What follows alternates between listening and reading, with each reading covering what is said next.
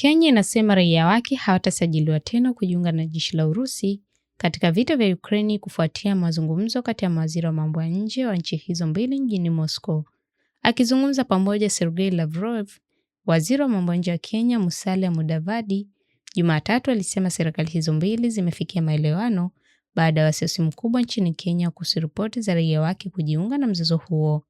Raia wa Kenya hawatastahili tena kusajiliwa kupitia Wizara ya Ulinzi kuhusiana na operesheni maalum za kijeshi, Bwana Mudavadi aliambia wanahabari. Kutokana na wasiwasi ulioonyeshwa na familia za Wakenya huko Nairobi, tunaamini tumepata maelewano ili kusiwe na usajili zaidi. Aliongeza kuwa pia Kenya imepata hakikisho kwamba raia walioko Urusi kwa sasa wataweza kupata usaidizi wa kibalozi ikihitajika. Aliongeza kuwa Kenya pia imepata hakikisho kwamba raia walioko Urusi. Bwana Mudavadi alisisitiza suala hilo liliathiri uhusiano mpana kati ya Kenya na Urusi. Waziri wa mambo ya nje wa Urusi alisema baadhi ya raia wa Kenya walikuwa wamejiunga na jeshi la Urusi kwa hiari. Rais wa Kenya kama raia wa nchi nyingine wametia saini mikataba na jeshi la Urusi kwa hiari, Lavrov alisema, akiongea kuwa Moscow iliheshimu maelewano yaliyofikiwa na Nairobi.